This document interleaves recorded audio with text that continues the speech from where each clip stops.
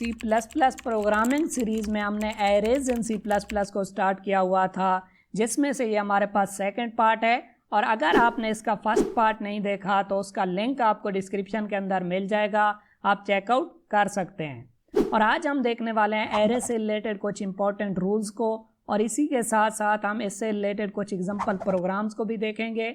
और अगर आपने C plus plus programming series से रिलेटेड प्रीवियस वीडियोज़ को नहीं देखा तो प्लेलिस्ट का लिंक आपको डिस्क्रिप्शन के अंदर मिल जाएगा, आप चेकआउट कर सकते हैं। अस्सलाम वालेकुम friends, welcome to technical Amar. Arrays के अगर हम रूल्स को देखें तो यहाँ पे अगर हम एरे को बनाते वक्त उसका साइज मेंशन नहीं करेंगे तो ये हमारे पास एरर होगा, और अगर हम साइज मेंशन कर देंगे तो यहाँ पे एरर नहीं आएगा।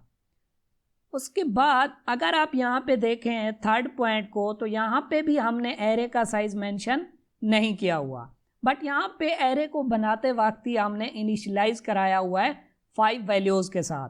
तो यहाँ पे हमें एरर देखने को नहीं मिलेगा, क्योंकि कंपाइलर क्या करेगा, यहाँ पे देखेगा कि इसके अंदर कितनी वैल्यूज़ हैं, उसी के हिसाब से कंपाइलर क्या करेगा, खुद से इसका साइज रख देगा 5। और अगर यहाँ पे हम वैल्यूज़ देंगे 3 तो यहाँ पे साइज मेंशन हो जाएगा 3। तो हमें यहाँ पे साइज मेंशन करने की ज़रूरत नहीं पड़ती अगर यहाँ पे हम वैल्यूज़ को इनिशियलाइज करा देते हैं।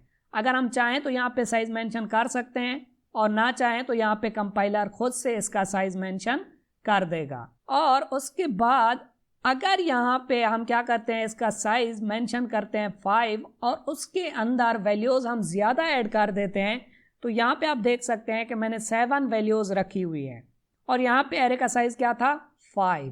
तो यहाँ पे भी हमें एरर देखने को मिलेगा टू मैनी इनिशियलाइज़र का, कि हमारे पास जो एरे का साइज़ था उससे ज़्यादा हमने वैल्यूज़ इसके अंदर असाइन करा दी हैं। तो यहाँ पे भी हमें एरर देखने को मिलेगा। आगे डेव सी प्लस प्लस में जाके मैं इन्हें एक्सप्लेन करने वाला हूँ, आपने टेंशन नहीं लेनी। और यहाँ पे अगर हम क्या करते हैं कि एरे का साइज़ रखते हैं 5 और उसके अंदर वैल्यूज़ कम असाइन करा देते हैं, तो यहाँ पे हमें एरर देखने को नहीं मिलेगा, क्योंकि कंपाइलर क्या करता है कि यहाँ पे बाकी जो हमारे पास वैल्यूज़ बचती हैं, यानी कि जो बाकी इंडेक्सेस बचेंगे हमारे पास, तो उनकी जगह पे कंपाइलर क्या करेगा, 0 रखा देगा। अब यहाँ पे क्या होगा, 0 वाले इंडेक्स पे 1 होगा, 1 वाले इंडेक्स पे 2 होगा, और उसके बाद जितने भी इंडेक्सेस होंगे हमारे पास 2 वाला, 3 वाला, 4 वाला, तो वहाँ पे कंपाइलर क्या करेगा, 0 रखा देगा। एक चीज़ आपने यहाँ पे ये भी ज़हन में रखनी है कि अगर एरे को डिक्लेयर करते वक्त हमने यहाँ पे क्या किया कि इनिशियलाइज कराया और वैल्यूज़ कम रखाई, तो कंपाइलर क्या करेगा, बाकी इंडेक्सेस पे 0 रखाएगा। बट अगर हम क्या करते हैं कि इस तरह एरे को डिक्लेयर करते हैं और उसके बाद इंडिविजुअली वैल्यूज़ रखते हैं, तो वहाँ पे अगर हम फर्स्ट 2 या फिर 3 वेरिएबल्स को इनिशियलाइज करा देते हैं इंडिविजुअली और बाकी को असाइन नहीं कराएंगे, तो वहाँ पे कंपाइलर 0 असाइन नहीं कराएगा। वहाँ पे कंपाइलर क्या करेगा, गार्बेज वैल्यू को असाइन कराएगा। हम चलते हैं डेव सी प्लस प्लस पे और इसे देखते हैं प्रैक्टिकली। वहाँ पे आपको ये सारी चीज़ें अच्छे से समझ में आएंगी। लास्ट वीडियो में हमने ये प्रोग्राम बनाया था, मैं क्या करता हूँ, इसे यहाँ से रिमूव कर देता हूँ, क्योंकि यहाँ पे हम फ्रेश प्रोग्राम देखने वाले हैं। यहाँ पे अगर मैं क्या करता हूँ कि एरे का साइज मेंशन नहीं करता हूँ, और यहाँ पे अगर हम क्या करेंगे, ए ऑफ 0 के अंदर वैल्यू रखाएंगे, फॉर एग्जांपल 1, उसके बाद मैं क्या करता हूँ, इसी को ही प्रिंट कराता हूँ ए ऑफ 0 को।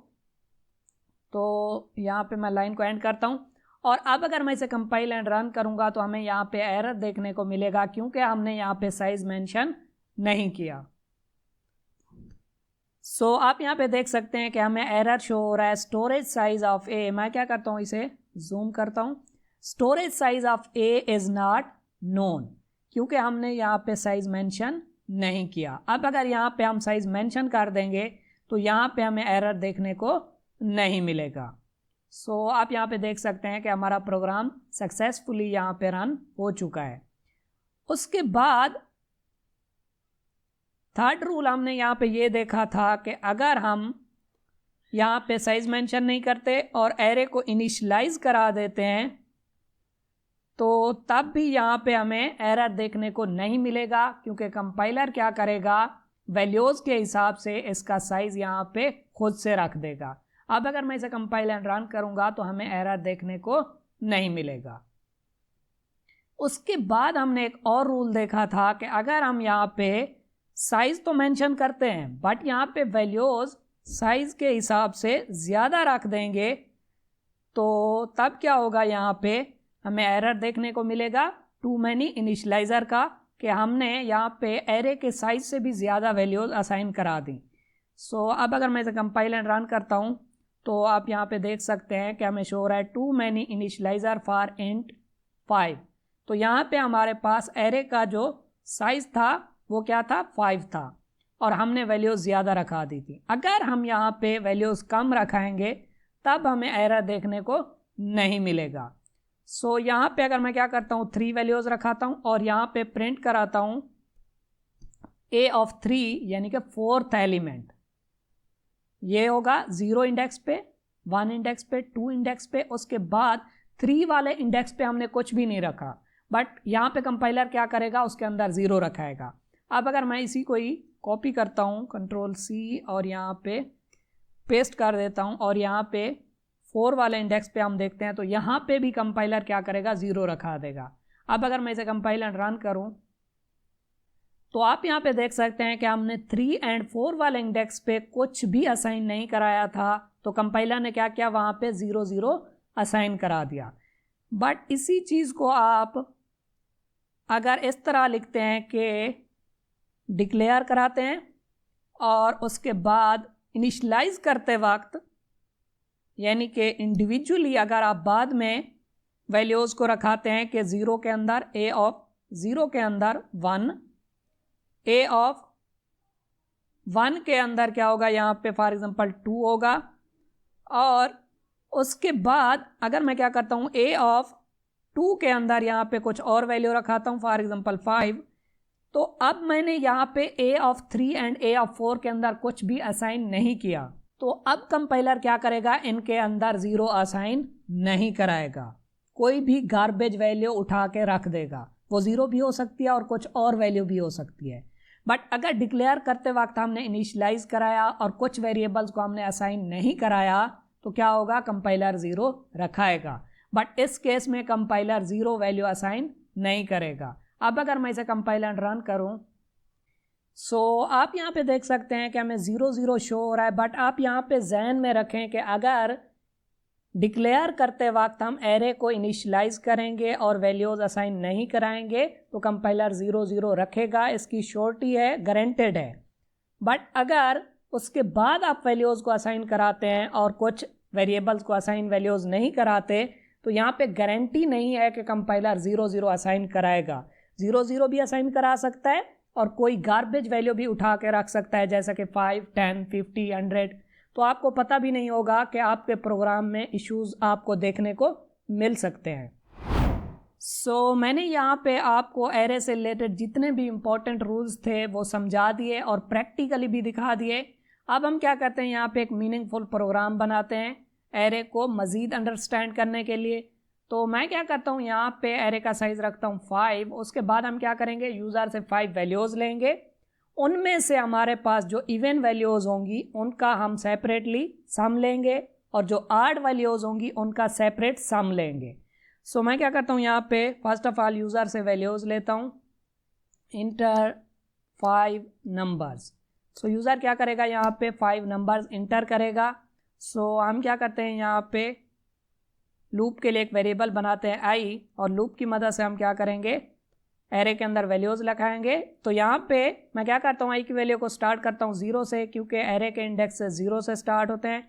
आई लेस आर इक्वल टू 4, क्योंकि हमारे पास जो लास्ट एलिमेंट होगा उसका इंडेक्स क्या होगा, 4 होगा, क्योंकि n-1 होगा। उसके बाद आई प्लस प्लस। सो उसके बाद लूप के अंदर आके मैं क्या करता हूँ, यूज़र से वैल्यूज़ लेता हूँ और उन्हें रखाता हूँ a ऑफ आई के अंदर। सो फर्स्ट टाइम जब लूप चलेगा तो आई की वैल्यू 0 होगी, तो a ऑफ 0 के अंदर वैल्यू आएगी। उसके बाद आई की वैल्यू इंक्रीज होकर 1 होगी, तो यहाँ पे 1 less or equal to 4 condition true होगी, तो a ऑफ 1 के अंदर वैल्यू आएगी। इसी तरह क्या होगा, हम 5 एलिमेंट्स ले लेंगे यूज़र से। उसके बाद मैं क्या करता हूँ, यहाँ पे इसे कॉपी करता हूँ और यहाँ पे प्रिंट करा देता हूँ। और यहाँ पे हम लिखेंगे एरे वैल्यूज आर, और यहाँ पे मैं क्या करता हूँ कि लाइन को एंड कर देता हूँ। तो यहाँ पे हम क्या करेंगे, एरे की वैल्यूज़ को प्रिंट करा लेंगे। तो यहाँ पे मैं क्या करता हूँ, सी आउट की मदद से एरे की वैल्यूज़ को प्रिंट करता हूँ। जैसे ही एक वैल्यू प्रिंट हो जाएगी तो उसके बाद हम क्या कर सकते हैं, लाइन को एंड भी कर सकते हैं। मैं क्या करता हूँ, यहाँ पे थोड़ी सी स्पेस देता हूँ। सो उसके बाद क्या होगा, एक एलिमेंट प्रिंट होगा, थोड़ी सी स्पेस आएगी, उसके बाद दूसरा एलिमेंट प्रिंट होगा, थोड़ी सी स्पेस आएगी, यानी कि एक ही रो के अंदर वैल्यूज़ प्रिंट हो जाएंगी। सो उसके बाद हम क्या करते हैं, यहाँ पे इसी को ही मैं कॉपी कर लेता हूँ और यहाँ पे पेस्ट कर देता हूँ। और यहाँ पे हम क्या करते हैं, इसकी बॉडी बना लेते हैं और इसके अंदर हम क्या करेंगे, हमारे पास जो इवन नंबर्स होंगे उनका सम कैलकुलेट करेंगे, जो आड होंगे उनका सेपरेटली सम फाइंड आउट करेंगे। तो मैं क्या करता हूँ, यहाँ पे दो वेरिएबल्स बना लेता हूँ, इवन सम, और एक और वेरिएबल हम बनाते हैं आड सम के नाम से। और दोनों के अंदर मैं इनिशियली क्या करता हूँ, 0 रखा देता हूँ। और यहाँ पे हम क्या करेंगे, लगाएंगे एक कंडीशन कि अगर हमारे पास जो एलिमेंट है वो पूरा डिवाइड हो जाता है 2 से, तो वो क्या होगा, इवन नंबर होगा। सो हम क्या करेंगे, यहाँ पे नंबर का मॉडुलस लेंगे 2 के साथ, और अगर उसका रिमाइंडर 0 के बराबर आ जाएगा तो नंबर क्या होगा, इवन नंबर होगा। तो यहाँ पे हमारे पास जो फर्स्ट नंबर आएगा, जब ये लूप चलेगा तो a की वैल्यू 0 होगी, 0 less or equal to 4, condition true हो जाएगी। तो यहाँ पे a ऑफ 0 यानी कि फर्स्ट एलिमेंट का हम मॉडुलस लेंगे 2 के साथ। अगर उसका रिमाइंडर 0 के बराबर आ जाता है तो नंबर क्या होगा, इवन नंबर होगा। इस पर भी मैं पहले ही वीडियो बना चुका हूँ कि आप किस तरह से चेक कर सकते हैं कि एक नंबर इवन नंबर है या फिर आड नंबर है। तो उसके बाद अगर ये कंडीशन ट्रू हो जाती है तो नंबर इवन होगा। तो हम क्या करेंगे, इवन वाले सम के अंदर इस नंबर को ऐड कर देंगे और उसे वापस रखा देंगे इवन सम के अंदर। तो क्या होगा, यहाँ पे इवन सम के अंदर इनिशियली 0 था, तो यहाँ पे first value, for example user यहाँ पे एंटर करता है। आपको समझाने के लिए मैं क्या करता हूँ, यहाँ पे वैल्यूज़ ले लेता हूँ यूज़र से कि यूज़र ने ये वाली वैल्यूज़ इंटर की। यूज़र यहाँ पे कुछ भी वैल्यूज़ इंटर कर सकता है अपनी मर्ज़ी के हिसाब से, बट आपको समझाने के लिए मैं ये एग्जांपल लेके चल रहा हूँ। तो यहाँ पे क्या होगा, इवन सम के अंदर वैल्यू आएगी 0 प्लस 10। तो यहाँ पे हम क्या करते हैं, कमेंट लगाते हैं। तो अगर ये वाली कंडीशन ट्रू होगी तब, अगर ये वाली कंडीशन ट्रू नहीं होगी तो हम एल्स में आएंगे। इसका मतलब ये होगा कि नंबर इवन नहीं था तो नंबर आड होगा। तो यहाँ पे हम क्या करते हैं, आड सम के अंदर क्या करते हैं, यहाँ पे नंबर को ऐड कर देते हैं और उसे वापस रखा देते हैं आड सम के अंदर। और यहाँ पे भी हम कमेंट लगा देते हैं कि आड अंडरस्कोर सम, तो इसके अंदर भी इनिशियली 0 होगा प्लस। अब यहाँ पे आप देखें तो फर्स्ट एलिमेंट जो हमारे पास है 10, क्योंकि वो पूरा डिवाइड हो जाता है 2 से, इसलिए ये वाली कंडीशन ट्रू होगी। तो यहाँ पे क्या होगा, इवन सम के अंदर वैल्यू ऐड होगी। यहाँ पे हमने तमाम नंबर्स जो है ना इवन लिए हुए हैं। तो मैं क्या करता हूँ, यहाँ पे एग्जांपल को थोड़ा चेंज करता हूँ कि यहाँ पे यूज़र इंटर करता है 10, 15, 20, 25, उसके बाद 30। तो अब क्या होगा, फर्स्ट टाइम तो यहाँ पे नंबर इवन है तो इवन वाले में ऐड होगा। सेकेंड टाइम जब आई की वैल्यू इंक्रीज होकर 1 होगी तो 1 less or equal to 4 condition true हो जाएगी। तो यहाँ पे a ऑफ 1 यानी कि सेकेंड एलिमेंट यानी कि 15, अगर हम उसे डिवाइड करेंगे 2 से तो वो पूरा डिवाइड नहीं होगा, क्योंकि 15 एक इवन नंबर नहीं है। तो यहाँ पे एल्स चलेगा और आड सम के अंदर वैल्यू आएगी। आड सम के अंदर ऑलरेडी है 0, तो उसके अंदर वैल्यू ऐड हो जाएगी a ऑफ i की यानी कि a ऑफ 1 की यानी कि 15। तो यहाँ पे क्या होगा 15 ऐड अप हो जाएगा। इसी तरह क्या होगा ये लूप चलेगा और जो इवन नंबर्स हैं वो इवन सम में आएंगे और जो आड नंबर हैं वो आड सम में आएंगे। सो उसके बाद हम क्या करते हैं, इवन सम एंड आड सम के अंदर वैल्यूज आ चुकी हैं तो मैं क्या करता हूँ यहाँ पे सी आउट की मदद से इन्हें प्रिंट करा देता हूँ। सो यहाँ पे सम ऑफ इवन नंबर्स इज, और यहाँ पे मैं क्या करता हूँ इवन सम को प्रिंट करा देता हूँ और लाइन को एंड कर देता हूँ। और हम क्या करते हैं यहाँ पे इसे कॉपी कर लेते हैं और यहाँ पे पेस्ट कर देते हैं और यहाँ पे हम लिखेंगे सम ऑफ आड नंबर्स इज, और यहाँ पे इवन की बजाय हम लिखेंगे ऑड। तो इस तरह क्या होगा, एक चीज़ और आप यहाँ पे देखें कि जैसे हमने एरे के एलिमेंट्स को यहाँ पे प्रिंट कराया था तो हमने यहाँ पे लाइन को एंड नहीं किया था, एक ही लाइन के अंदर यहाँ पे वैल्यूज़ प्रिंट हुई थी। तो उसी लाइन के अंदर ही हमें यहाँ पे शो हो जाएगा सम ऑफ इवन नंबर्स इज। सो मैं क्या करता हूँ कि इसे प्रिंट कराने से पहले लाइन को एंड करता हूँ। अगर यहाँ पे हम लिखेंगे \n तो क्या होगा, पहले लाइन चेंज होगी उसके बाद हमें शो होगा सम ऑफ इवन नंबर्स। सो अब अगर मैं इसे कंपाइल एंड रन करूँ सो हमें यहाँ पे शो रहा है इंटर 5 नंबर्स। सो मैं क्या करता हूँ यहाँ पे उसी एग्जांपल को लेके चलता हूँ 10, 15, 20, 25 एंड 30। तो आप यहाँ पे देख सकते हैं पहले हमें एरे की जो वैल्यूज़ हैं वो शो हो रही हैं 10, 15, 20, 25, 30। उसके बाद इवन नंबर्स का सम और आड नंबर का सम हमें यहाँ पे शो हो रहा है। सो एरे से रिलेटेड हमारे पास 2 पार्ट्स और भी आने वाले हैं। एक में हम देखेंगे कैरेक्टर एरेज को और दूसरे में हम देखेंगे मल्टी डिमेंशनल एरेज को। सो आप क्या करें, यहाँ पे मेरी C++ ट्यूटोरियल फॉर बिगनर्स वाली प्लेलिस्ट को एक्सेस करें। इसके अंदर आपको तमाम टॉपिक सीक्वेंस वाइज मिल जाएंगे। और अगर आप एरे से रिलेटेड कुछ एग्जांपल प्रोग्राम्स को देखना चाहते हैं तो आप मेरी एरे एग्जांपल्स इन C++ वाली प्लेलिस्ट को भी यहाँ से एक्सेस कर सकते हैं। इस प्लेलिस्ट के अंदर मैंने एरे से रिलेटेड जितने भी एग्जांपल प्रोग्राम्स हैं उन्हें ऐड किया हुआ है। सो आप यहाँ पे देख सकते हैं कि एरे के एलिमेंट्स को हम किस तरह से प्रिंट करा सकते हैं, किस तरह से उन्हें रिवर्स ऑर्डर में प्रिंट करा सकते हैं, सम किस तरह से ले सकते हैं, एवरेज किस तरह से ले सकते हैं, sum of even and odd elements.